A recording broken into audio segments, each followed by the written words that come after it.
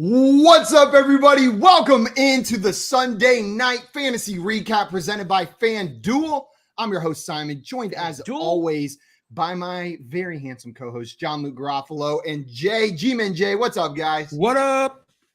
What a day of football. My goodness, some games that looked ugly early that turned into just beautiful. Golly.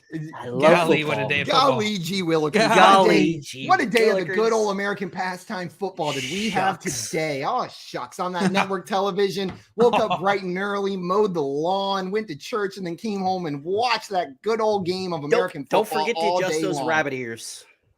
Absolutely. No, but Jay, I'm going to amend your statement a little bit. We had some shit football today too, but we had a couple really good games. We had some shit football today, but but we had some really good games as well, and some that we didn't expect to be great. Maybe that Jets-Browns game, a lot more exciting than we thought it was going to be. The Ravens-Dolphins game outperformed at least Vegas's expectations from a point perspective right there. But you're right. This was another fun week. Maybe not up to like the week one standards of like chaos. You know what I mean? I think we set the bar pretty high, but it's been a pretty good week too. So far. I know we got some people in the chat here hanging out with us as well. If you've got questions about today's games, if you want to know what's up, what moves you need to make, if you should react, overreact, or underreact to anything that's happened, anything we're talking about, throw those questions in the chat, because we want to hear and we want to help you guys out as well. And if you're watching this video, that means you're probably already on the FanDuel YouTube, Twitch, or Facebook. If you're on Facebook, hit that like button. If you're on Twitch, make sure you follow. And if you're on YouTube, subscribe to FanDuel on YouTube. Not only are we here, but they've got some other awesome content creators almost as cool as we are, helping you guys win some money and win your league. So you're going to want to be subscribed on YouTube. Hit that big red button. Are we ready to get into our first game? Let's do it. Let's do it. The very first game that we're going to be talking about today, we already alluded to it, but it is this Miami Dolphins, Baltimore Ravens, absolute barn burner classic of a game we got. I loved this game, guys. I'm so sad I was not at this game, but I couldn't go to this game. I had to watch the games. I had to recap with you guys. The Baltimore Ravens, they almost won this game, but they did not. They almost won this game. They did not, as Tim would love to rub it in my face. They came out hot in this one. Hold on. Let me pull this up real quick. Ravens, they scored. Devin Duvernay started this game off strong with a kickoff return. Of course, I was fading him all week, so that's probably why he did that. 103-yard kickoff return. That's disgusting. But the Ravens just kept it going. In the second quarter, Jalen Waddle, he had a 6-yard touchdown pass from Tua, while the Ravens followed that with Rashad Bateman, a 75-yard touchdown pass from Lamar. Then Mark Andrews, a nice little 1-yard pass score, putting this game at 7-28.5. 7-28.5. But the Miami Dolphins found a way to get back. They scored 28 points in the fourth quarters, guys. Insane. 28 points. Just absurd. Tua had an insane game. I think he had 6 touchdowns, right? So that says 6 touchdowns, 469 yards, 36 completions on 50 attempts. 5-0. So let's start on the Miami side of this ball. Guys, can we finally put these Tua concerns to rest that he cannot throw the ball that he cannot be a starting quarterback in the NFL. Simon, you and I have been tooting to his horn all season. Is this finally redemption for us? We have been tooting this horn all offseason, JL, and man, it feels good to see a game like this from him, right? Like, we're not going to expect a 6 touchdown performance from him every week, but dude looked good out there. Dude looked in control. One of the interceptions was, I wouldn't even say completely his fault, but when you throw 6 touchdowns, who cares if you throw 2 picks as well, right? Like, it doesn't really matter for fantasy or for this game either. They still came out on top. I think Tua has shown enough, and it was put up or shut up, right? With them adding Tyreek Hill to this offense for like the moves that they made. If you can't succeed with Tyreek Hill and Jalen Waddle as your 1 and 2, then it's time to move on. But you know what? Looks like he can. Looks like he can perform with those 2 guys on the field. I loved this game. That, like, watching Tua go out there and just sling that ball around for 6 touchdowns made every single thing I said about him this offseason like feel worth it, right? Like you worry all offseason, you plant your flag on these certain players, and Tua's the dude I thought he was. He's awesome out there. Well, I gotta say, I'm a little upset that you don't declare me as a Tua tutor as well, because I was also a Tua tutor all offseason, and there was a lot of people that were concerned with Tyreek Hill coming to Miami, what that was going to mean for Jalen Waddle. Well, they both had pretty good games. There's no concern for me anymore that they're both can't put up week 1 wide receiver 1 weeks, week in and week out with Tua. There's Tyreek Hill for Tua. Well, when Tua throws for 469 yards, there's plenty available for both of those receivers. Like, that's absurd. What an absurd Tyreek Hill, 11 receptions on 13 targets for 190 yards and 2 touchdowns. Jalen Waddle, 11 receptions on 19 targets, 171 yards, and 2 touchdowns. You heard that right. 2 touchdowns for each of them. That's wild. What he does. That's absurd. That is truly absurd, but I know some of my fantasy teams out there were loving it. My wide receiver early team stack up with Jalen Waddle and Tyreek Hill. This was a fun game. This was a fun fantasy game. So this brings up the question, guys. Is Tyreek Hill, Jalen Waddle the most powerful duo in the NFL for fantasy? Still got to give it to, even though they're struggling today, still got to go Jamar Chase and T. Higgins. Until, it's 2 weeks in and Hill and Waddle look pretty good, but I got to see it over an extended period of time before I can just hand the crown over. What do you think, Simon? You think it's Devontae Adams, Hunter Renfrow instead? I think this is where we start like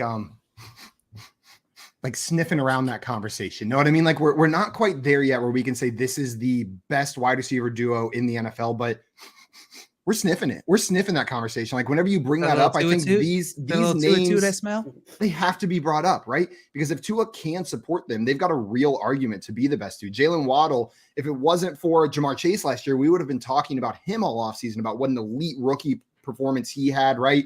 And then they add Tyreek Hill. There was Jamar Chase to take some of the shine off. And so I think Jalen Waddle kind of, I don't want to say went under the radar, but whenever you talk about these other high profile rookies, he kind of did go under the radar, right? For what he was going to do with Tyreek Hill being added here. But he's an elite prospect. Like, whenever he came out, go look at the notes that evaluators had about him. He is considered up there with the best of the best to come into the NFL. And he's showing us he can perform on that level. We already knew Tyreek Hill was one of the best in the NFL, period. And he's doing it without Patrick Mahomes now. So we see that it wasn't just the Mahomes factor. Like, I don't know. I think you can make a convincing argument right now that these are the two, like, this is the best wide receiver duo in the NFL. Not ready to call it, but I really think you can make that argument. Mike Williams and Keenan Allen, minus the injury concerns right now, or Tyreek Hill and Jalen Waddle? Which would you rather have in fantasy? Give me Hill and Waddle. Hill and Waddle, no question. Oh, okay. What about Chase and Higgins? Jamar Chase and T. Higgins? Still chasing Higgins for me, but like Simon said, it's getting closer. I mean, I wouldn't argue with somebody if they said Hill and Waddle were above them, but me personally, I would still go with Chase and Higgins. Dame had a question in here. Tua greater than Burrow? If this is NFL or fantasy, that might change the answer. Maybe not. Jay, I saw you shaking your head down there.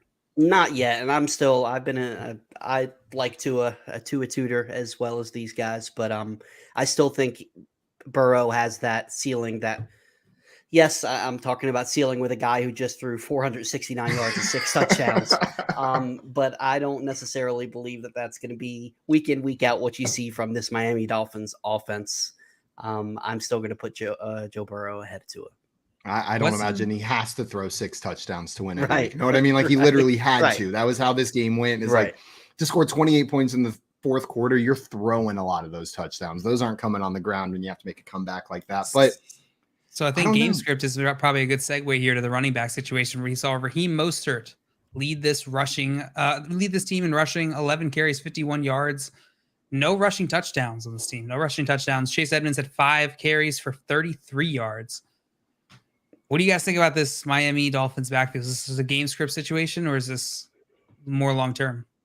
I think maybe what you're going to see here is something we see on some other teams, which is a little bit of like a hot hand approach. You know what I mean? Not necessarily one guy who's going to be the lead back. I do think Edmonds ends the season with the most carries on this team, but if they're getting another guy going, I think they're going to roll with that guy for a little bit.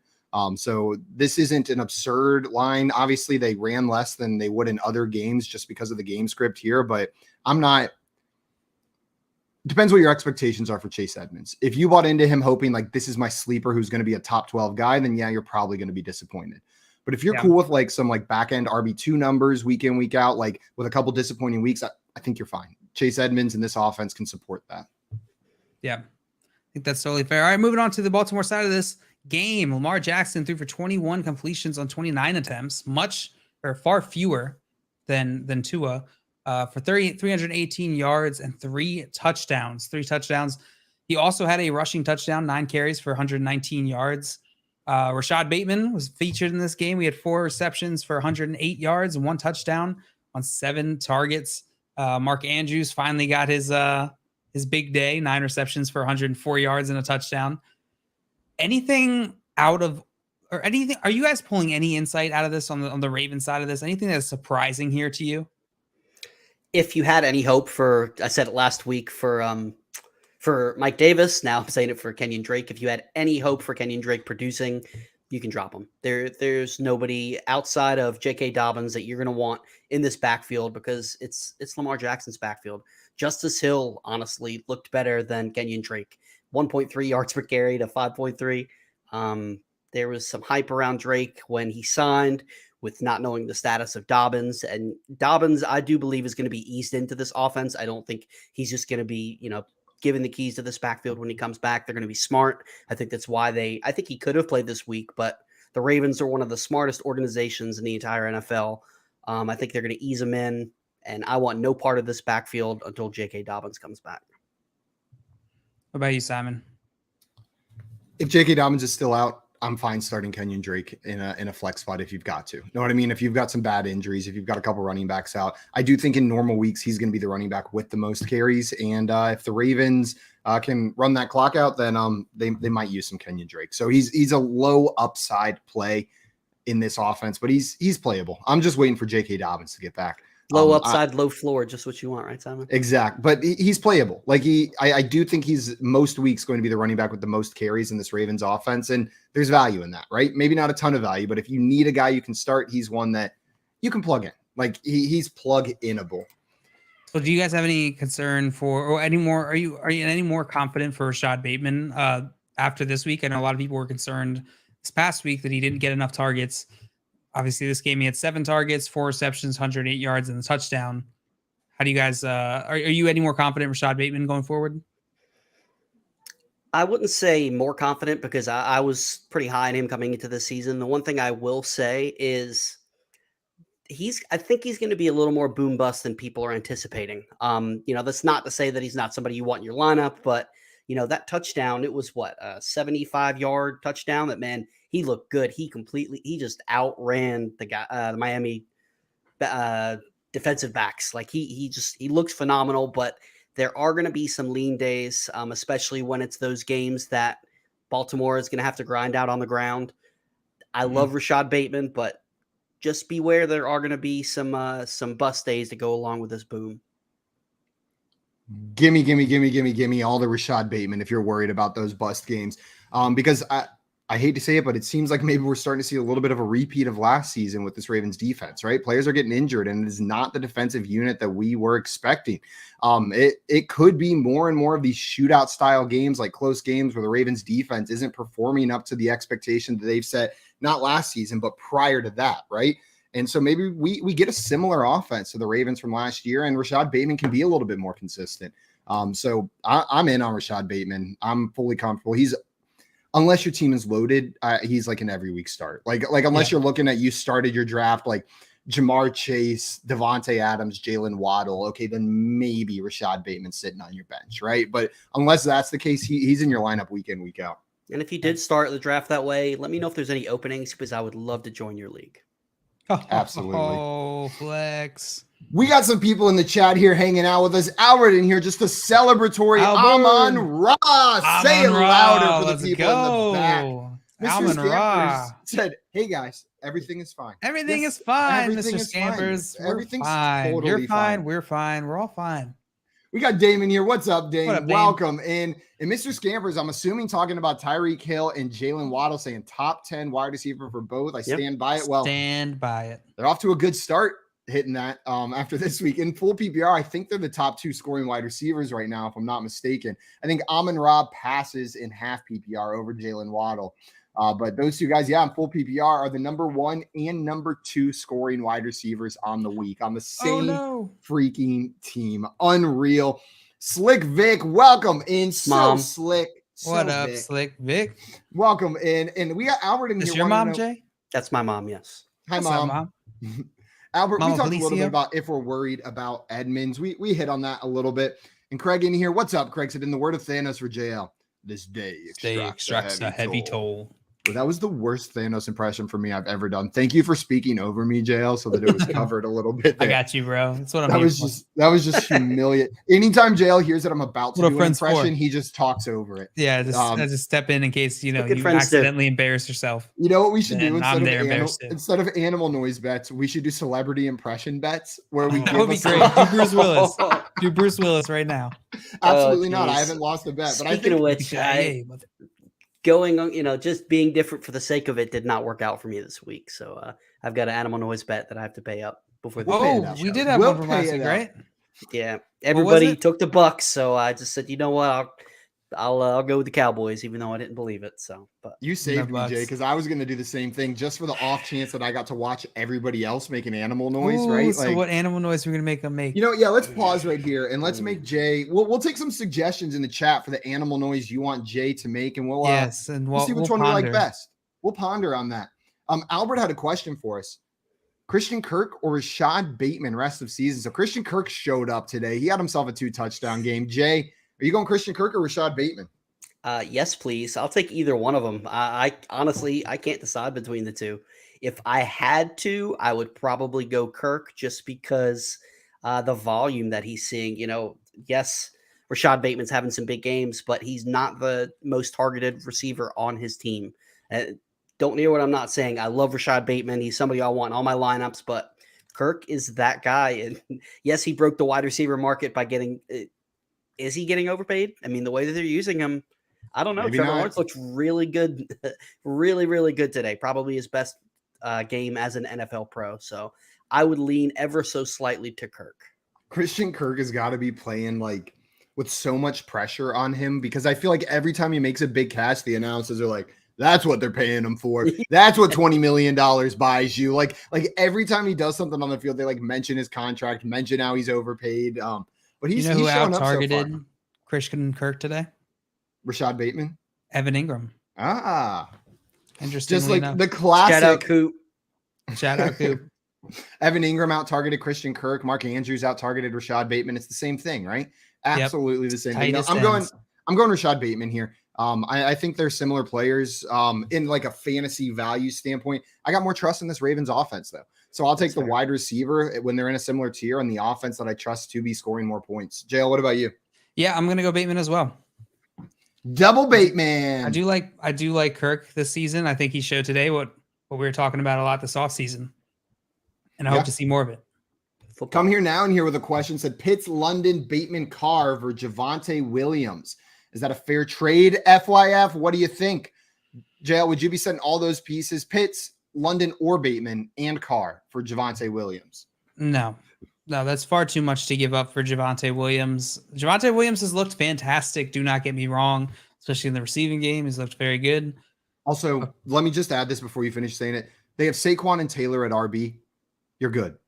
You're good. Right. I know you're panicking a little bit, but you're good. It was a rough week for those running backs. Not what we expected, but don't panic. Don't trade off your other assets. You are going to beat your league mates at the running back position 9 out of 10 weeks for the rest of this season with Saquon and Taylor. Jay, what do you think here? Yeah. The one thing I will say, and answer it in the chat, if it's a 1 QB league, I may consider it, because then it's basically you're looking at London and Pitts for Javonte. Now, showing that you've got Saquon and Jonathan Taylor, you don't need to make this move. But it's a little closer if it's a 1 QB league. Yeah. We had some suggestions in the chat. Come here now saying some monkey noises. DIR Logistics wants you to make ferret noises. Andrew said he would love to hear Jay make a jellyfish noise. And then Mr. Scamper suggested a remorseful elephant. Ooh, I like the adjective. Adjective. Unless this elephant is a verb, like I'm gonna elephant the hell out of you. Freaking elephant you so hard tonight, bro. Dude, I elephanted so hard last night. I am exhausted. I'm just so the middle of the sore. night, just elephanted out of nowhere. Hit that trunk. Jay, are we going with let's go with jellyfish on that note. Jay, we're gonna make you full screen for this, and we need you to give us your best jellyfish noise as punishment for picking the Cowboys over the Bucs last week. Jellyfish. That is the most accurate jellyfish I've ever heard in my life. There you go. There's your jellyfish. I almost want to just leave you up there to see if you would do it again. I mean, why does the tentacles going upward? I don't know, because I'm swimming down. We are going to move on to our next game. Our next game that we're talking about is the Commanders at the Lions game. The Washington Commanders going up against the Detroit Lions. Football. Yeah, Washington has not started 2-0 since 2011, and they made a nice comeback in the second half of this game, but they were not able to pull it off. They were down 22-0 going in the second half. Detroit, everybody's darling team after Dan Campbell became everybody's favorite coach in the NFL. With Hard Knocks, they were trying to avoid 0-2 because roughly 12% of teams who start 0-2 wind up going to the playoffs. So it pretty much close to a death knell starting 0-2. The offense, like I said, the Commanders' offense struggled in the first half. No first downs in the first quarter. They were shut out, but they did come back in the second half and made it a game. Antonio Gibson, a lot of people were higher on him last week because he was able to get that pass catching work. He did not get that this week. J.D. McKissick was able to take that roll back, 7 targets, 7 catches, 54 yards. So Gibson had a pretty disappointing day. Wentz, it was ugly at first, but he had another big day. 3 touchdowns, 337 passing yards, threw in a 2-point conversion. And all the receiving options had a good day as well. Curtis Samuel with 21 rushing yards, 7 catches on 9 targets, 78 yards and a touchdown. Jahan Dotson, 4 catches on 5 targets, 59 yards and a touchdown. And Terry McLaurin, 4 of 8 for 75 yards. Simon, we'll start with you here. Which Washington pass catcher do you like the most for fantasy for the rest of the season? Is Curtis Samuel taking over Terry McLaurin as the wide receiver 1 on this team?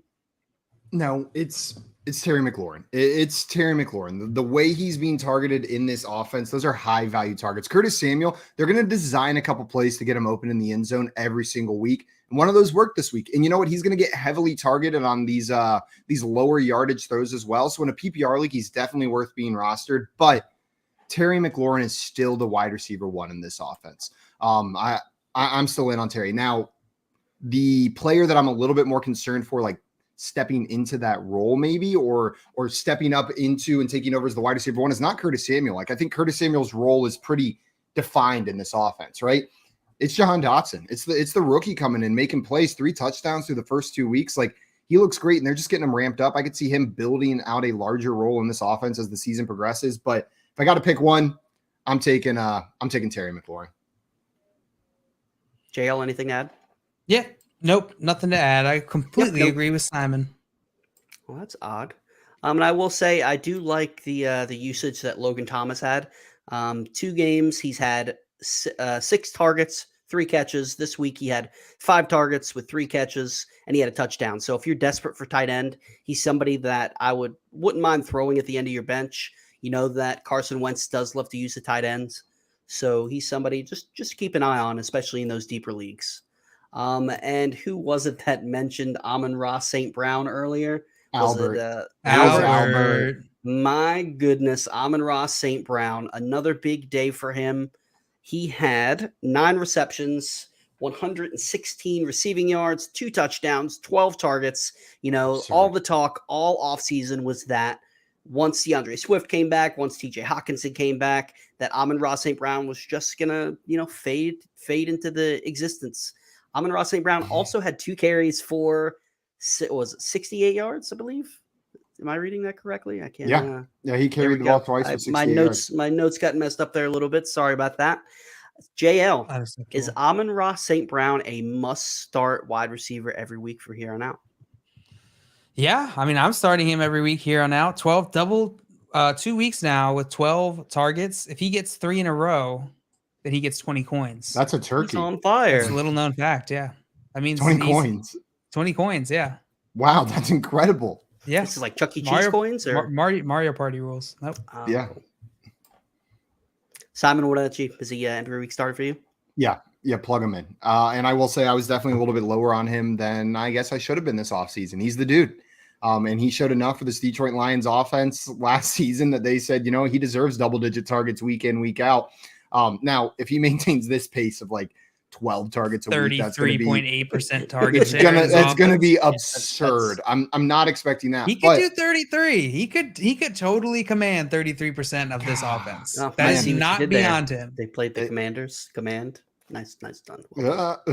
Good one, Jay. That was really worth stopping the conversation for. Great one. Maria commented on whatever the announcer who was announcing this game made a similar joke.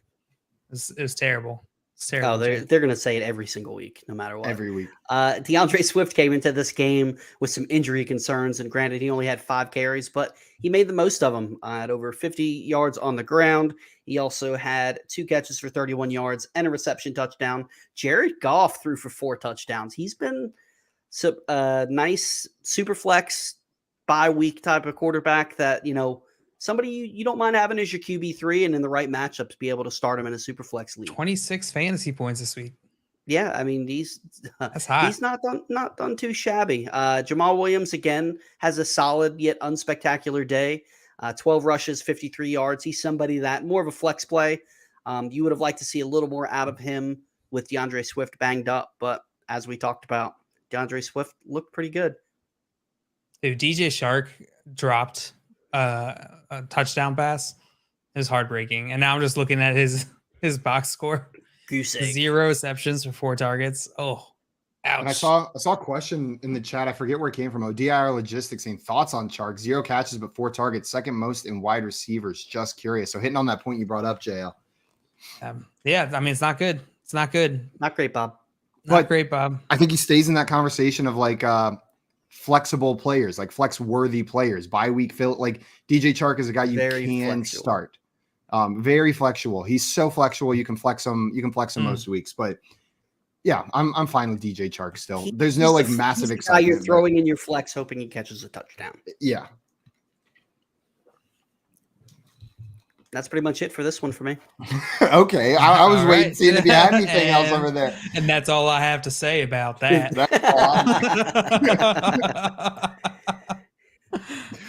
Coop in here said, help me, J-Mo Williams. Help me, J-Mo. He heard us talking about Evan Ingram and had to jump in here. And then he said, you're my only hope. No, I know Coop has been slandering Amon-Ra St. Brown, and he's just waiting for Jameson Williams to come back, hoping that it saves his I almost feel guilty because I've got Amon-Ra St. Brown in my home league, and he was cheap enough to keep, so I kept him, but I was not in on Amon-Ra St. Brown at all. But I'm reaping the rewards anyways.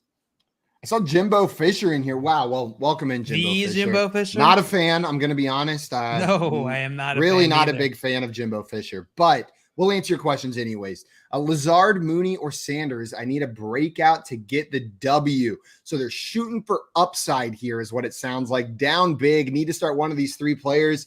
JL, where are you going? Oh, man. Lazard, Mooney, or Sanders. I think I'm going to go Mooney. Mooney. Shoot for the Mooney. Jay, are you shooting for the Mooney? Or are you going Lazard or Sanders here? Going with the Lizard King. I think that if you're looking for that, Mooney's a safer play, but I think if you're looking for that big You're the game, safer I could. play. Yeah, I am. And I think Lazard.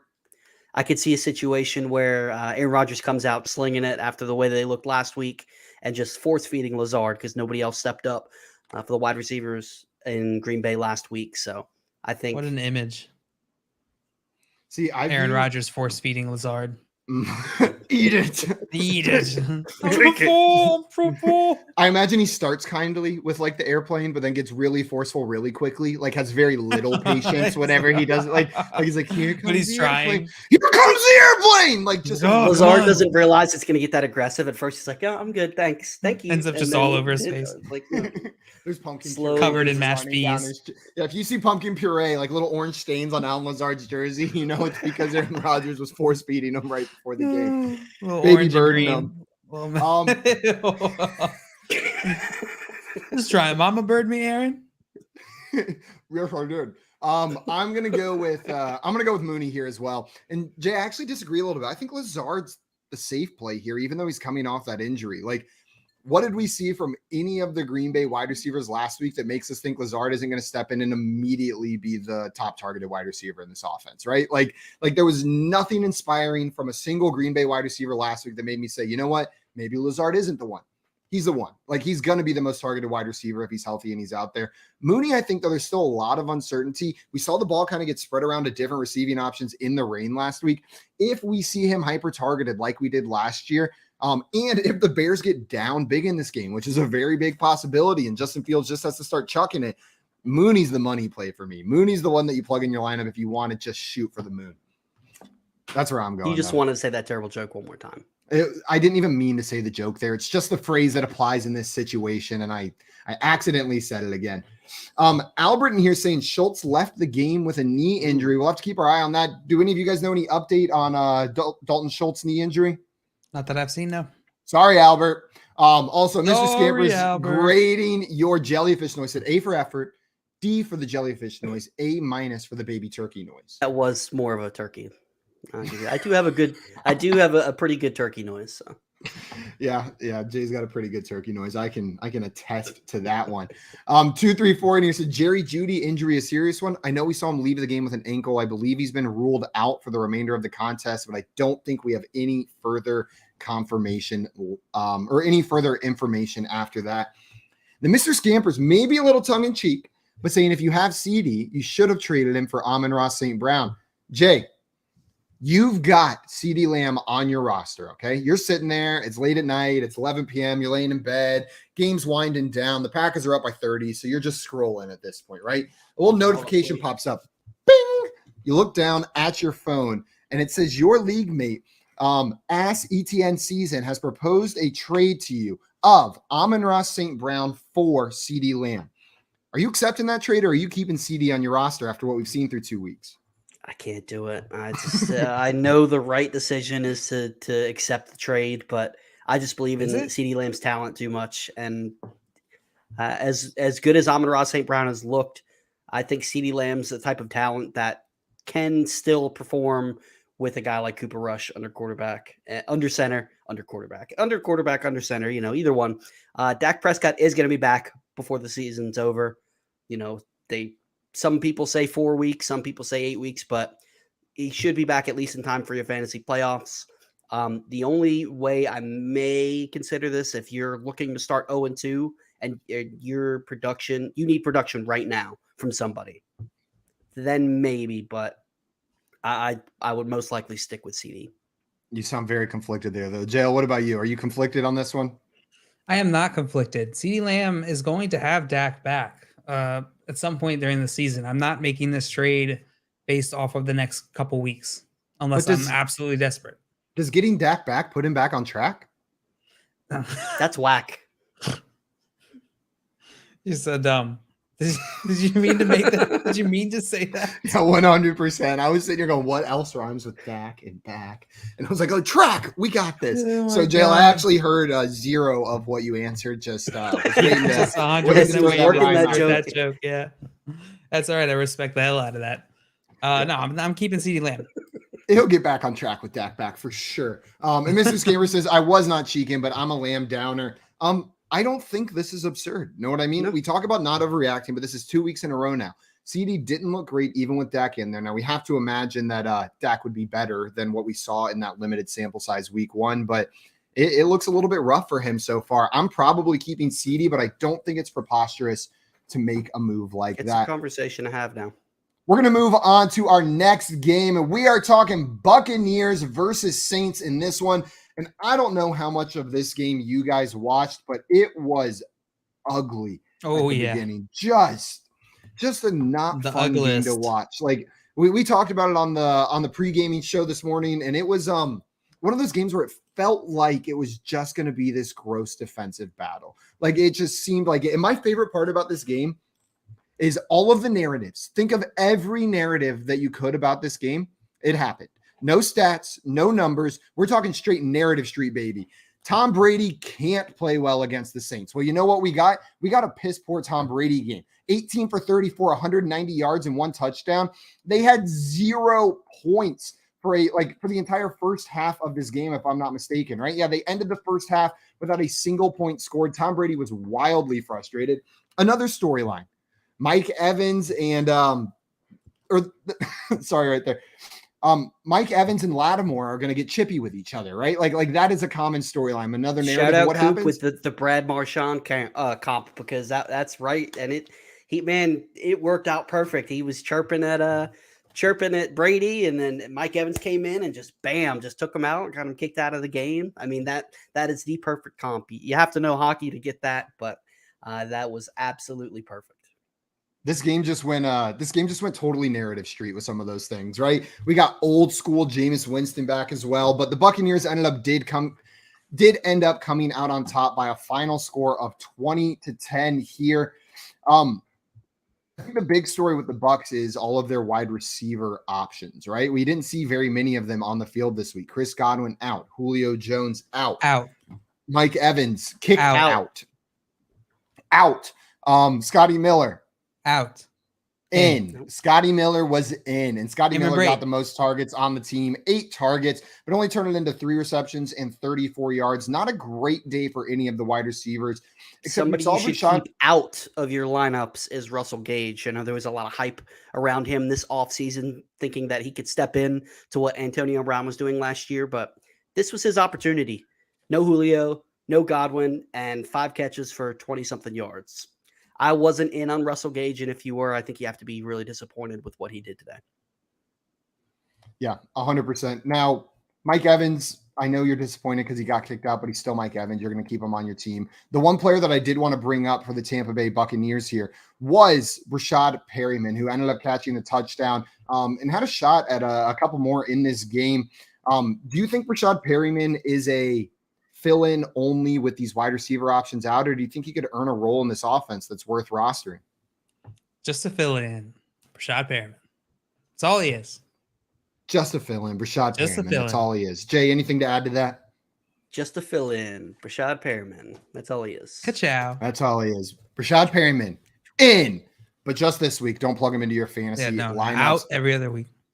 Now, the other thing I did want to bring up on the Buccaneers side, Leonard Fournette saw the bulk of the carries. He got 24 carries, which is an absurd amount, and he turned it into a whopping 65 yards with an average of 2.7 yards per carry. Just absolutely atrocious. Now, do you think this had to do with all of their receiving options being injured, so maybe they could pay more attention to Leonard Fournette, focus more on stopping the run, or do you have more long-term concerns for Leonard Fournette being the lead back in this Buccaneers offense? I mean, was that 24 carries? Yeah. 65 yards? That's hell of a statement. All the things I said. Yeah. Exactly what Simon just said. Yeah, it's a hell of a statement. Yeah, I'm not too worried about Leonard Fournette. He was still involved in the passing game. And this, like you said, this was just an ugly game, especially divisional games. You know, they get a little wonky, for a lack of better terms. That's the actual, you look it up in the dictionary, that's what they said to call this game. I'm not worried. He's getting the usage. He's the guy. You know, there was talks about Rachaad White coming in and stealing some work. Rachaad White had 2 targets, 2 carries. Give me the guy who is getting all the work in a backfield in what should be an elite offense once they're all healthy. Yeah. Not too much else on the Buccaneers side of this ball. There's really not too many takeaways because so many of their fantasy relevant options were out, right? This isn't the Tampa Bay offense that we're going to be seeing week in, week out. On the New Orleans side of the ball, we got some vintage Jameis today, didn't we? Chucking the ball around, a couple interceptions. He was 25 for 40, 236 yards, 1 touchdown, and 3 interceptions. And he had a couple ugly ones in that game today. Oh, but this is what we expect. Stinkers. This is what we expect from Jameis Winston. You're going to get weeks like this, and you're probably going to get some weeks with 4 or 5 touchdowns where he chucks a couple of them up there. They work, but you're going to continue to get weeks like this. The player that I think is most important to bring up is one. I've never been so happy someone didn't score a touchdown, and I know it sounds mean. It does. Than Taysom Hill this week. If Taysom Hill and Devin Duvernay had both scored another touchdown this week, I think I would have just imploded, right? Because we know Taysom Hill can do it, but it came back down to earth a little bit this week. 3 carries for 14 yards. Wasn't really involved anywhere else in this game.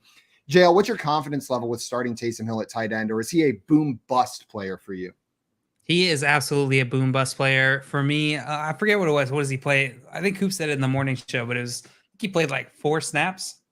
Took 4 snaps in week 1. I don't know how many he took this week, but 3 attempts for 14 yards. Why would you want to flex that guy? I would call that poop water. That's a poop water stat line. I would also call that poop water. I would not, because I'm not saying that. So say it. Say it.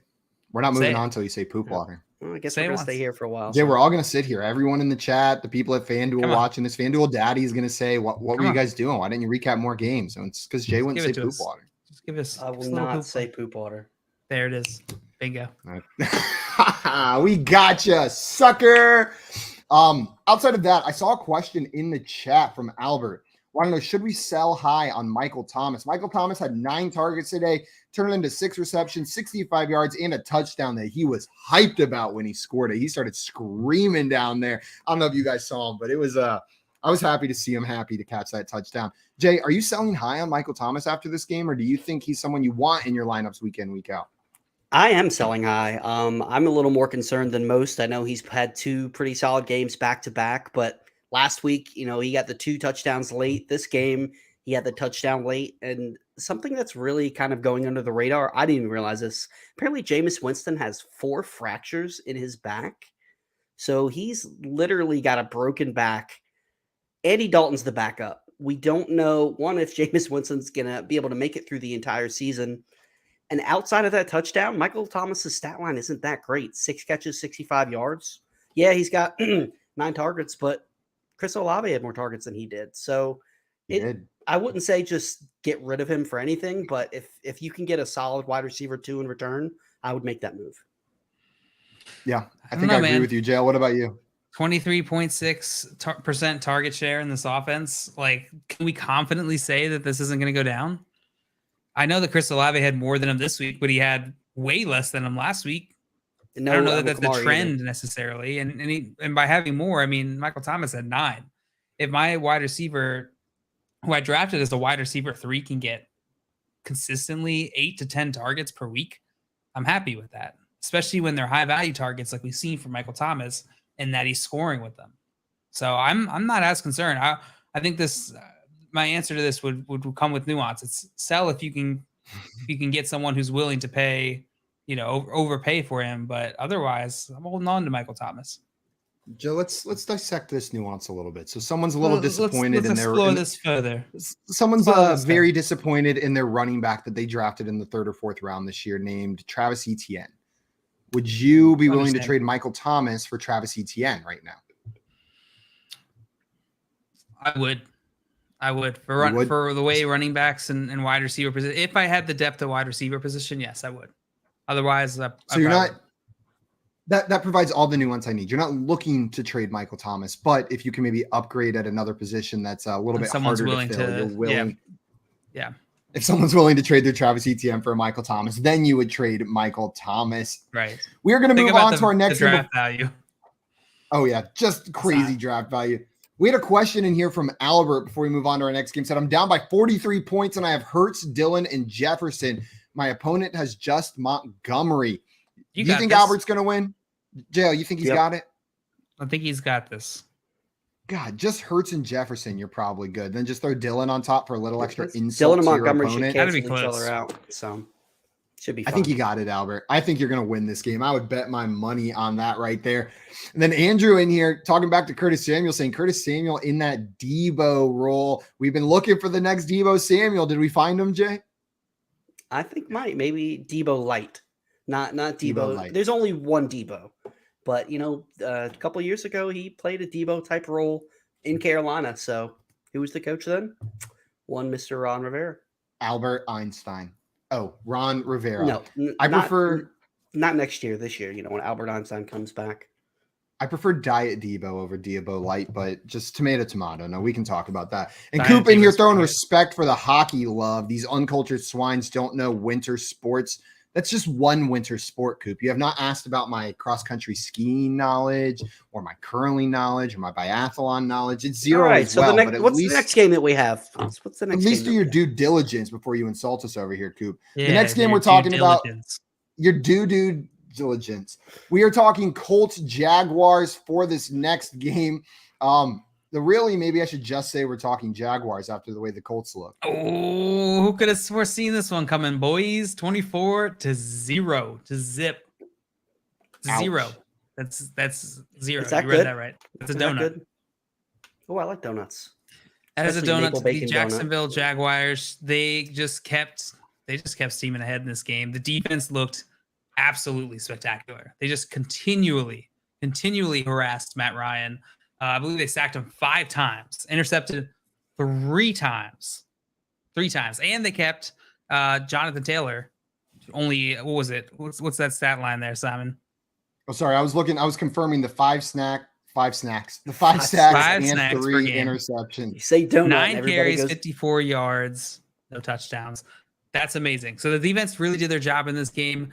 Trevor Lawrence was able to hit Christian Kirk for a touchdown early in the, I believe it was the first quarter.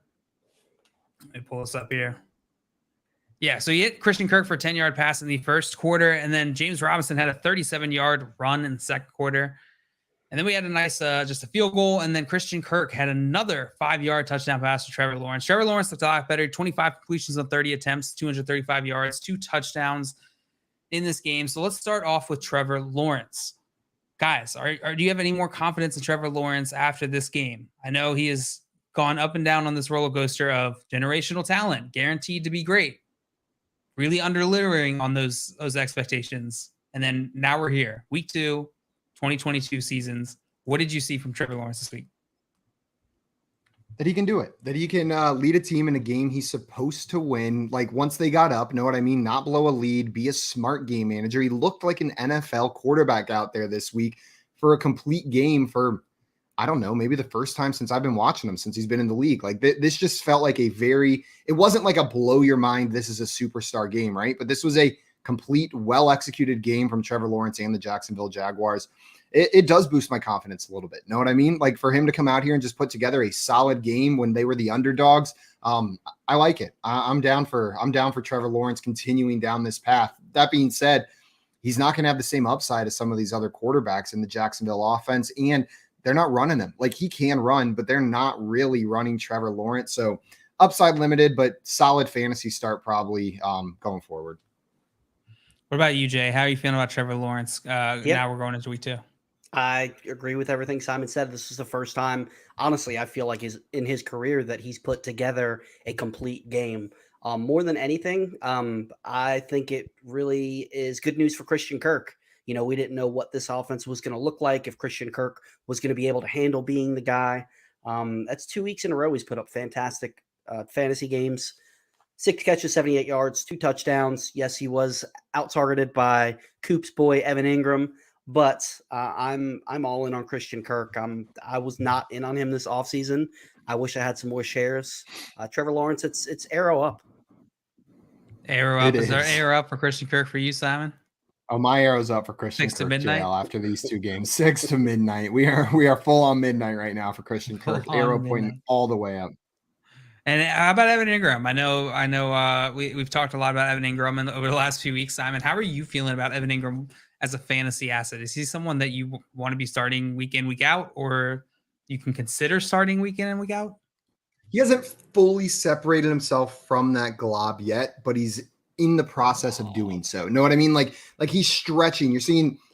Maybe I should explain. The tight end glob is everybody that's not named like Mark Andrews, Kyle Pitts, Travis Kelce. Like they're all in this glob of guys that are relatively similar to start. And Evan Ingram lives on there right now, but he's pulling away and you're seeing that glob start to stretch. And if he gets another week with 7+ targets, right? If he continues to be a consistently heavily targeted player in this offense, then yeah, he's an every week start. So I'm probably plugging him in next week. I liked what I saw from him this week, and just play it by ear. Don't feel married to Evan Ingram. Know what I mean? Like if he starts dipping in usage, we start seeing him have multiple games, 2-3 targets, then he's a guy you can cut. But for now, I'm continuing to plug him in my lineup week in, week out. Yeah, that's totally fair. Now to the portion of this breakdown that I am least happy to talk about. Next, James Robinson and Travis Etienne. James Robinson had 23 carries for 64 yards and a touchdown in this game. Travis Etienne, 9 carries, 20 yards by contrast, no touchdowns. So help me with this. 9 carries seems less than 23, right? 9 is certainly less than 23. It just doesn't make sense. I just don't get the question, who is the Jacksonville RB1? Don't make me say it. I think it's James Robinson. Like 23 carries isn't it wasn't like this was like 15-9. Know what I mean? It wasn't like this was like 11-7 on carries like we see sometimes. This was 23 carries to 9 carries. God, I'm trying not to overreact. This was a weird game, right? With them skunking the Colts going up and just having to maintain that lead. Like maybe James Robinson is the guy that's going to grind out clock for them. And that's why he got so many carries in this game. But for them to continue to trust him with that workload, it begs the question, like at best, this is a 1A, 1B scenario. And at worst, James Robinson's the lead back and Travis Etienne's the change of pace back.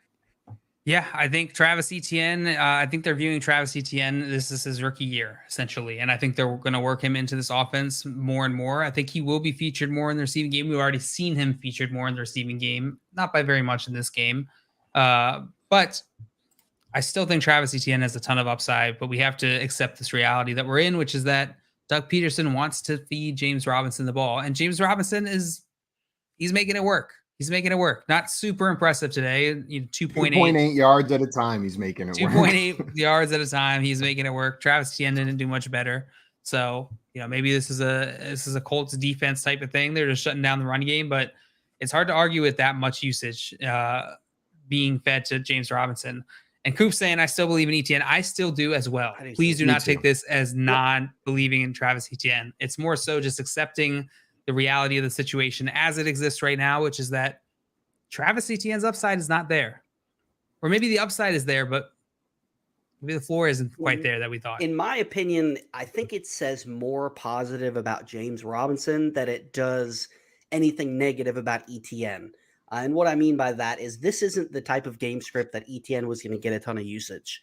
But to see James Robinson get 23 carries, get 2 targets, after coming back from that devastating injury from last year, if you had any concerns about him coming back and, not being the same player he was, yes, it was 2.8 yards per carry, but he broke a 37-yard.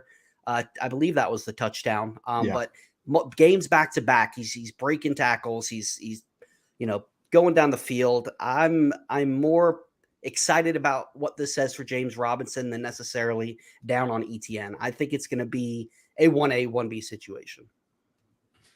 Yeah, no, I agree with you. On the Indianapolis side of this, there's not much to talk about. I really think their offense was really battered by this Jacksonville defense, and Michael Pittman being out, they just didn't quite have the normal usage. Jonathan Taylor being shut down. Is there anything you guys want to add to this Indianapolis side of this ball that you're pulling from this week, or is this more something you could just write off? Just gross from Indianapolis. And maybe if you were looking at this as like a sneaky playoff team this year with the addition of Matt Ryan, maybe not. 1 and 1. I never understood the Matt Ryan love at this point in his career. Like, he's fine, but I think they'd have been better off keeping Carson Wentz, to be honest with you. That's because you're a hater, Jay. That's why you don't understand the Matt Ryan You're a love. Wentz lover. You Wentz lover. Love them redheads. I saw your notes about Wentz. Yeah, I know you me love too. him a lot. I saw the pictures you drew about Wentz. Yeah, I saw your notes about Wentz, Simon. You better. They're all demeaning and hateful. All of my notes about Carson Wentz. So don't share. That's why I those rip with them him. up and don't send them to him. Exactly. I write them, then I burn them, or I shred them in my new shredder. Is where I put my notes about Carson Wentz. Now, is there anything else on this Colts side of the ball you want to hit? That's it. And that's all I got to say about that. And that's all I got to say about that. We're going to hit the New England Patriots Pittsburgh Steelers game next. New England coming out on top 17-14 in this game. Yeah, this was talk about a lot of ugly football. This was an ugly football game. It was not a fun one to watch. Mac Jones just got over 250 yards. He did throw it was really a nice play by Nelson Aguilar, who had a pretty good game. 6 catches on 6 targets, 110 yards, and a touchdown. One guy that I was excited for, and I feel like a little higher than most, but just because where he went in drafts, Damian Harris. Now, he didn't have necessarily an amazing game, but what I did like to see is he had 15 carries. Obviously, he had a touchdown as well, but he was getting some work in the passing game as well. Granted, it's only 2 catches for 2 yards. 2 targets for 2 catches and 16 yards. But Ramondre Stevenson only had 2 targets and he had 1 catch. So a lot of people were expecting Ramondre Stevenson to get all the work in the passing game.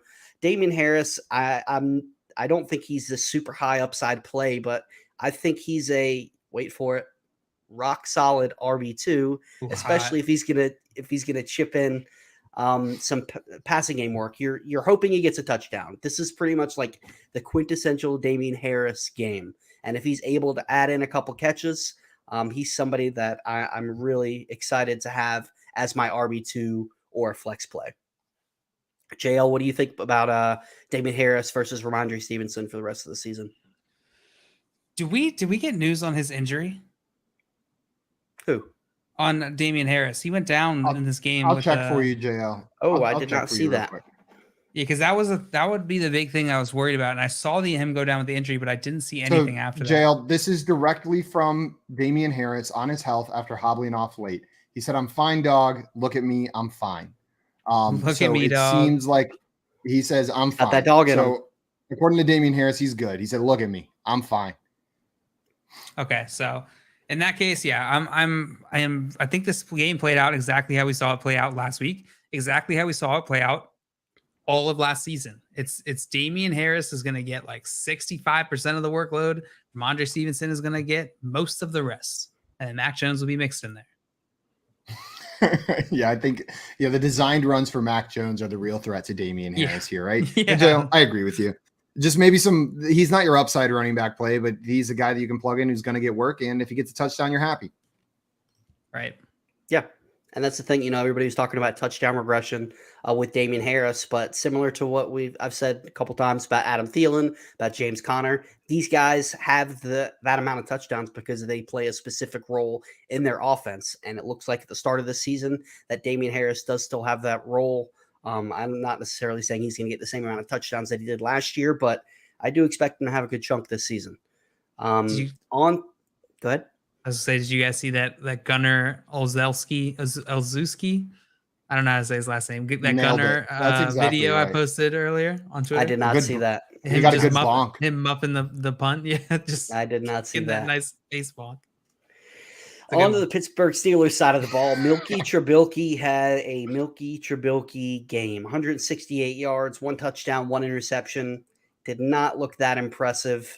Honestly, I think that we're going to start getting closer and closer to Kenny Pickett season. Little baby hands, but he's got to be better than Milky Trubisky. Did not look good. Deontay Johnson did have 10 targets, 6 catches, 57 yards. The only touchdown caught was from one Mr. Pat Fryermuth.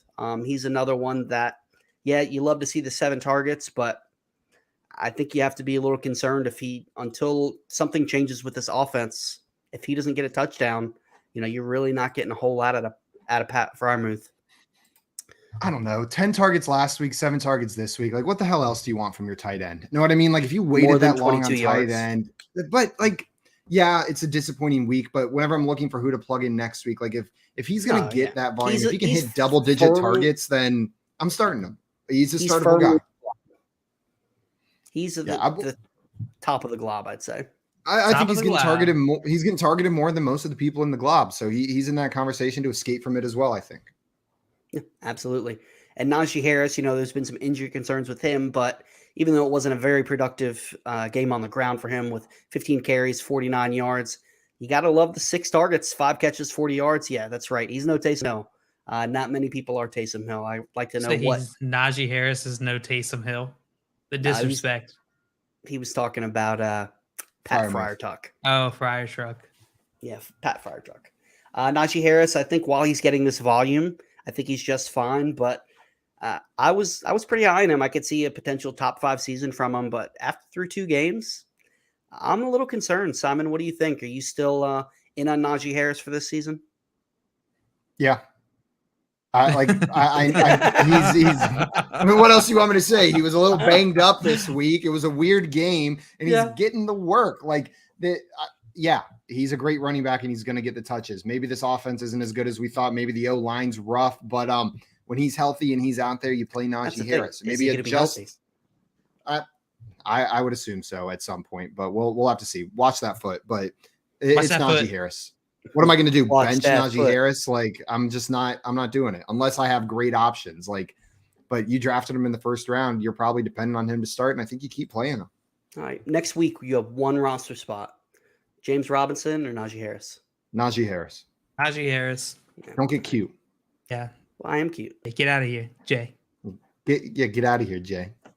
You with your haircut and your blue shirt trying to be all cute over here. I'm actually getting a haircut this week. It's way too long. So, and that's all I have to say about that. Yeah, that's all you got to say about that. You look so dumb. Well, I got a lot to say about the next game that we're going to be talking about here. The Jets-Browns game. Nice and the segue. Browns looked like they had this one in the bag. But turns out they didn't. The New York Jets ended up winning this one 31-30. And I want to give some props to that Jets organization because they've got some balls. Like whoever's calling plays over there. Yeah, they do. Some big old big ones. Some big old Jets balls they got hanging big out over there. Old New York green Jet balls. The very first thing, like the first piece of evidence to support my claim of the Jets having large balls. Okay, I'm going to break down this argument. Massive balls. They let Joe Flacco throw the ball 44 times after letting him chuck the ball over 50 times last week. It is the year 2022, and they have Joe Flacco under center chucking the ball 44 times in a game. But you know what? It's working. Joe Flacco put up 307 yards and 4 touchdowns with those 44 pass attempts. Absurd. But we're going to keep building this argument, right? First quarter of this game, very first quarter, the Jets execute a fake punt on 4th down when they're down 7-0 at the very beginning of this game. Balls. And then in the 4th quarter, onside kick recovered. Balls. Like these Jets are just a ballsy team out there, and I am absolutely loving it. Dale, my first question to you is they got some hogs over there. My first question for you, JL. Okay. Are we looking back at elite Joe Flacco? Like, is Joe Flacco someone you're plugging into your fantasy lineups? Elite boys, elite. No, he threw 26 threw 26 completions on 44 attempts. He's just pretty all right. Pretty all right. So you're not buying into Joe Flacco elite, a must start every single week, Jay. How are you viewing Joe Flacco as a quarterback in fantasy? Like, are you excited to start him? No, and I'm still not starting him, even though he's getting the volume. I don't expect it to hold up. I don't think, even though they won this game, they're going to go back to Zach Wilson once he comes back. I will say while Joe Flacco is in there, I am more excited for the wide receivers for the Jets because we don't know if Zach Wilson's able to air it out. We do know that Joe Flacco, he'll throw it, he'll chuck it up there. He doesn't care. Garrett Wilson had a great game. So I'm not starting Joe Flacco. I mean, outside of not having anybody else. But Joe Flacco is going to come back down to earth. Speaking of Garrett Wilson did have one hell of a game yesterday. He had 14 targets for 8 receptions, put up 102 yards with 2 touchdowns mixed in there. Is this the passing of the torch, Jay? Are we seeing Garrett Wilson become the wide receiver 1 in this offense, not Elijah Moore, who we thought it was going to be all offseason? No, I still believe in Elijah Moore. I think it's just going to be one of those situations, maybe a poor man's T. Higgins, Shamar Chase, any of these 1-2 combos that in today's NFL, they're passing more than ever. I think both guys are going to be reliable for fantasy in the long run.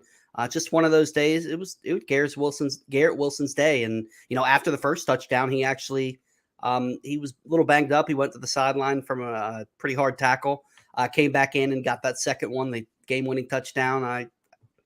I gotta say, I'm impressed with Garrett Wilson. I didn't think that he would come in and produce this early, but I'm still a believer in Elijah Moore. And I think Corey Davis might have had. Did Corey Davis have the game-winning one? Actually, I believe Corey Davis did. I believe. I can't remember who called that game winner. I just remember being like, "No way did the Jets just score to end this game right there." It was a little bit of an unbelievable ending right there. It just didn't seem like the Jets were going to win this entire time. Like the whole game, it just seemed like the Browns were going to pull ahead. JL, do you think Garrett Wilson? Let's talk when Zach Wilson comes back. We're not talking Joe Flacco anymore. What's your excitement level for Garrett Wilson in this offense? I'm very excited. Very excited. 14 targets. That is so dope for a rookie wide receiver in week 2. That's fantastic. I'd love to see that. Yeah, absolutely. Breece Hall, Michael Carter continued to split work this week. Breece Hall and Michael Carter getting exactly the same number of carries. And Breece not nearly as involved in the receiving game this week as he was last week, but he did get that receiving touchdown in the air. Keep playing him, keep holding on. I imagine this will continue to shift Breece's way as the season goes on, considering they're splitting evenly and he's a rookie right now, right? So I think that's how that's going to play out. On the other side of the ball, Nick Chubb continuing to do Nick Chubb things. He's one of the best pure runners in the NFL, 17 carries, 87 yards, averaging over 5 a carry with 3 touchdowns on the ground. JL, my question for you is, what is Nick Chubb's ceiling with Kareem Hunt still getting carries in this game? He got 13 carries to Nick Chubb 17. And with Nick Chubb's lack of receiving work, where does his ceiling live? His ceiling is somewhat limited because of the lack of receiving work. I mean, naturally, that's just going to happen. He got 3 targets in this game, like you said, for 26 yards. That isn't very inspiring. But the reason Nick Chubb is drafted so high, despite not having that receiving work, is the rushing work. 17 attempts, 87 yards, 3 TDs. Holy cow. That's fantastic. Absolutely fantastic. And Jay, I wanted to ask you about a different Browns player, another player. The guys that were supposed to perform for the Browns performed this week, right? And we saw Amari Cooper out there, 10 targets, 9 receptions, 101 yards and a touchdown. It looked like he was Jacoby Brissett's preferred option out there on the field, and he was wide open consistently. Is Amari Cooper a receiver that you can trust weekly with the Browns offense being a rush first offense? Trust, no, but I definitely feel a little better than I did after the game last week. Amari Cooper, Simon, you and I both are 2 Amari Cooper truthers, I guess you want to say.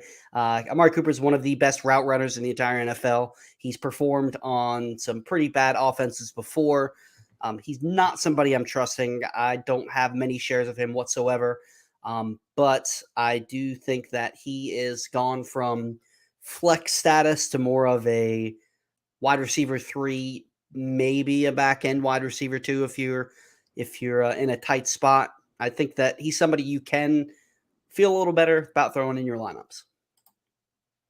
Absolutely. That's all I got for this game. Browns not off to the hottest start this season, and the Jets making a little magic. We'll see if they can continue that AFC North domination next week, if they can take down the Bengals in their matchup next week. The next game I wanted to hit on here, we've got the Panthers at the Giants in MetLife Stadium. The Giants coming home with the victory, 19-16 in that one. Yeah, the New York Football Giants start 2-0 for the first time since 2016. And that was the last time they made the playoffs with the infamous boat pictures. So hopefully there's no more boat pictures in their future. Even though they won, the game was back and forth. Honestly, neither offense looked that good. Opening kickoff, the Panthers fumbled. It was Chuba Hubbard that gave up the rock, and then the Giants can't capitalize. They kick a field goal. Again, the next drive, Robbie Anderson stripped of the ball, fumbles it away. The Giants are only able to turn it into a field goal. Both offense struggled. There was no touchdown scored in the first half. Opening drive, they traded touchdowns. DJ Moore got a touchdown finally. And then Giants answered, went back, and then it got ugly again. Honestly, through 2 games I'm going to start on the Giants side of the ball. Through 2 games, it looks like Dable is trying to hide Daniel Jones, which rightfully so. Daniel Jones does not look good. He had a really, really bad ball that should have been picked off. The Panthers defensive back just dropped it. I started to get excited with the usage of Kadarius Toney early in this game. He had one big play that was called back by flags. It looked like they were designing plays specifically to get him balls in space, and then they just stopped. He wound up with 2 catches, 0 yards on 3 targets. So I really don't know what to make of Kadarius Toney if he's just not Brian Dable's cup of tea. Sterling Shepard had 10 targets, but he caught 6 of them, but he only had 34 yards. Richie James, again, led the Giants in fantasy scoring with 5 catches of 51 yards and a big fat goose egg for one Mr. Kenny Golladay, which this is saying a lot for Dave Gettleman, but might have been his worst signing as Giants GM. That was bad. It's not too pretty for Kenny Golladay. JL, is there any Giants pass catchers that you're interested at all in fantasy? No, there's not. Until we see one of them produce some consistent fantasy production, I can't trust my fantasy team in these guys' hands. Simon? When situation changes around a quarterback so drastically, like a new head coach, they continue adding weapons. We saw it with Zach Wilson, with Trevor Lawrence this year, with Justin Fields, with Daniel Jones is another one. I like to give them that benefit of the doubt, right? Like maybe it was the situation that was hurting them. They had that draft capital. There's a reason this team is holding on to them and starting them. Well, Daniel Jones is just what we've been seeing from him. And until there's someone else chucking the ball to these receivers, I have zero interest. There's no receiver good enough on this team to hide Daniel Jones. Like you said, like there isn't a DeAndre Hopkins level wide receiver. He doesn't have his Devontae Adams, his Deebo Samuel. He's got Sterling Shepard and Kadarius Toney, and he's going to look like garbage until they finally bench him or move on. So I'm out. Sorry, Daniel. You've really hurt my feelings these first 2 weeks. Sorry, Danny. Yeah, Simon is biased. And as Mr. Scamper said, the rookie tight end Daniel Bellinger did catch a touchdown. Bellinger! It was more on him than it was Daniel Jones. It wasn't that impressive. Saquon Barkley, 21 carries, 72 yards. You would have liked to see a little better production out of him, but he did have 4 targets, 3 catches, 16 receiving yards. Better days are ahead. I'm still fully on board with Saquon Barkley. When it comes to the wide receivers, I will say if you've got a deep bench, maybe stash Kadarius Toney if they ever decide to use him. But outside of that, it's ugly. It is really ugly. Speaking of ugly, Baker Mayfield. Sorry, Simon. Baker Mayfield has not looked good through 2 games with the Carolina Panthers. He just doesn't look comfortable overthrowing passes. He had 14 completions on 29 attempts today. Didn't break 150 passing yards. He did have that 1 passing touchdown to DJ Moore. Scrambled a little bit, 35 yards on the ground. Is Baker Mayfield in trouble? Is he potentially losing his job, Simon? I don't think so. You said he hasn't looked good through 2 games, but I'm going to disagree with you. In the 4th quarter of that game last week against the Browns, Baker Mayfield looked great. He put up a perfect passer rating in the 4th quarter on those last couple drives. He can be successful in this offense. I think what we're seeing is a bad team with a new quarterback, right? Like it's a new quarterback with a bad team with a new coach, and they're trying to get things rolling. I don't think the coaching staff here has done him any favors, and I don't think the mistakes on this team have done him any favors in this offense. Sure, they can plug Sam Darnold back in if they want to, but the results aren't going to differ until those other things change. So I think Baker Mayfield's pretty secure. There's a reason he won this job, and I've seen enough out of Sam Darnold that even what we're seeing from Baker now seems like an improvement. JL? Yeah, I am a little bit concerned. I think a little bit more concerned than Simon, but I am not raising the panic alarms yet. Baker Mayfield's in a new offense. He's working and getting more comfortable into this offense, and I don't know that the Carolina Panthers team has a lot of holes in it. So no one expected them to be a fantastic team. Just plugging in Baker wasn't the thing that's going to make them amazing. So I don't think this all falls on Baker. We have seen flashes of him playing very well, but I want to see it a little more consistently going forward. Yeah. No, absolutely. I'm with you. And for the receivers of the Panthers, Robbie Anderson came back down to earth, but pretty much what you expect from him. He's been a boom bust guy in his entire career. DJ Moore struggled again. He did catch a touchdown, but through 2 games, he only has 6 catches for 86 yards. Have to be a little concerned until this Panthers offense gets going. One thing I will say, Christian McCaffrey, go ahead. I was just going to say, take your expectations for any receivers you had here and just knock them down a couple pegs. A little bit of the air out. Just take them a tier down. Don't panic, but just lower your expectations. What do you do with DJ Moore? Do you consider benching him until the things get rolling? Nope. I think you keep playing him. You just keep plugging him in and you keep accepting games like this, and it's fine enough. Is that 2 weeks, 2 touchdowns for DJ Moore? No, he didn't have one last week. He didn't? Oh, dang. That was just in my dreams, JL. Dang it. I always forget that I'm in your dreams. He did have exactly 3 catches and 43 receiving yards back-to-back weeks.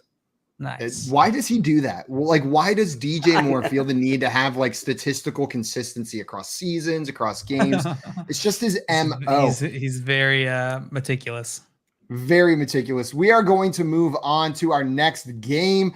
4 p.m. game. We've got the Seahawks against the San Francisco 49ers. The 49ers making clean work of the Seahawks, 27-7, the final score of this one. Yes, and the big news coming out of this one is Trey Lance broke his ankle. The second drive of this play. Trey Lance, who has been touted as the starter all offseason, this whole Jimmy G trade saga, is just going to work out for the 49ers.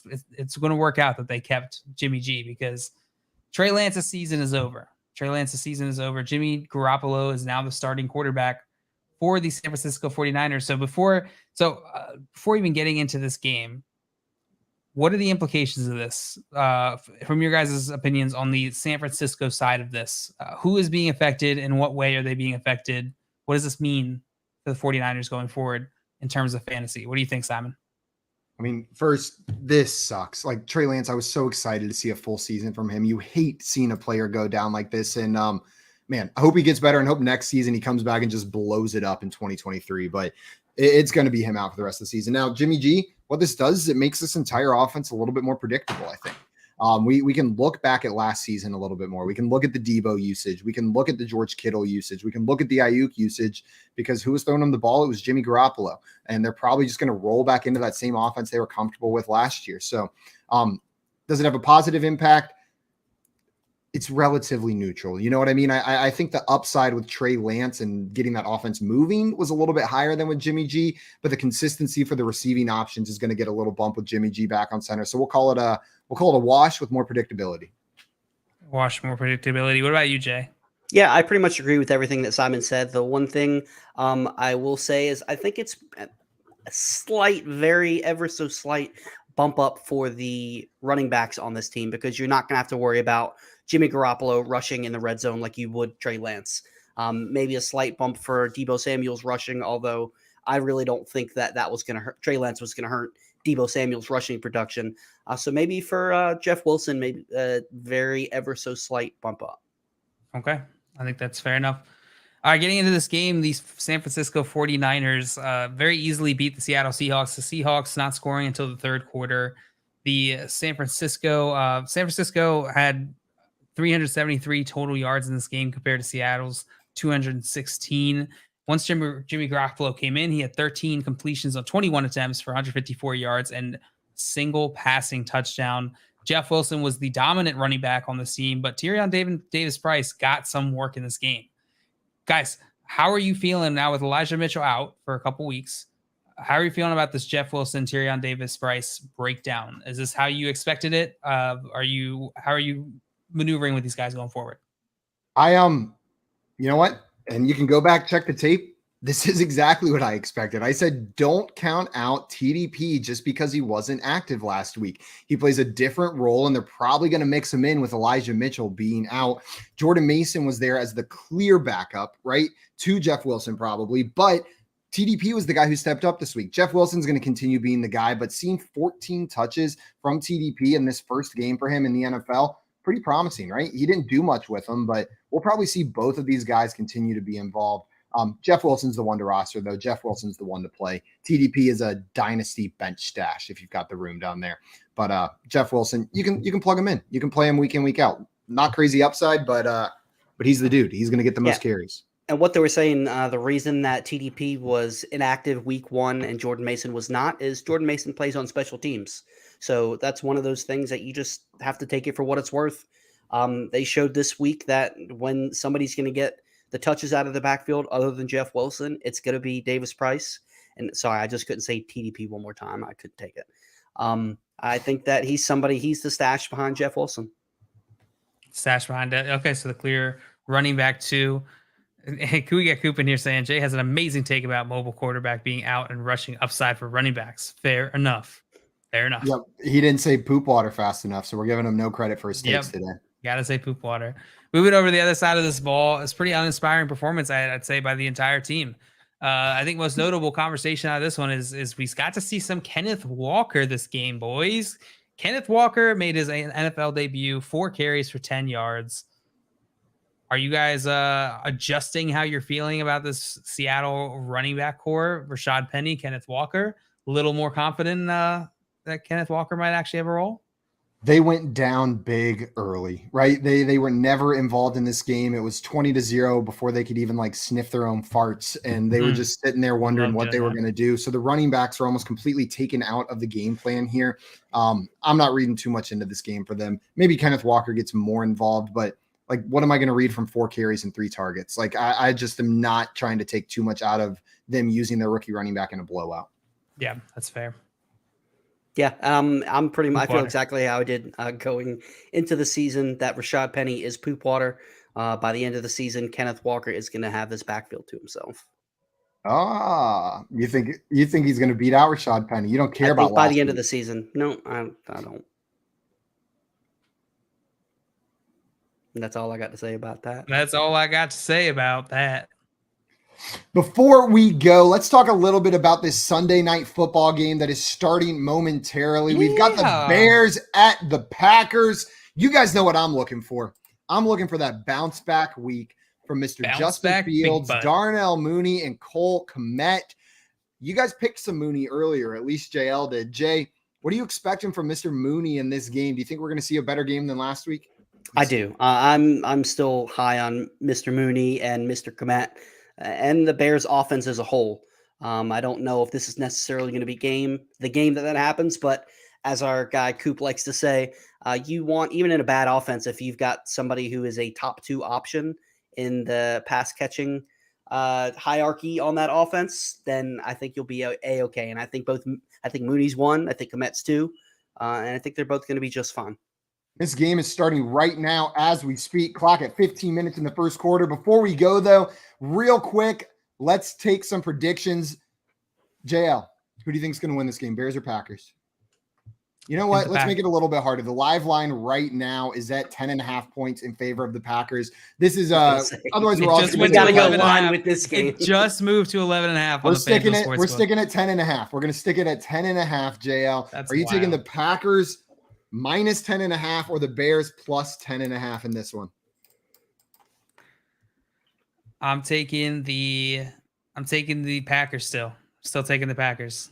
Packers with the points going Packers minus 10.5 for JL. I'm writing this down. This is an animal noise bet. Jay, what about you?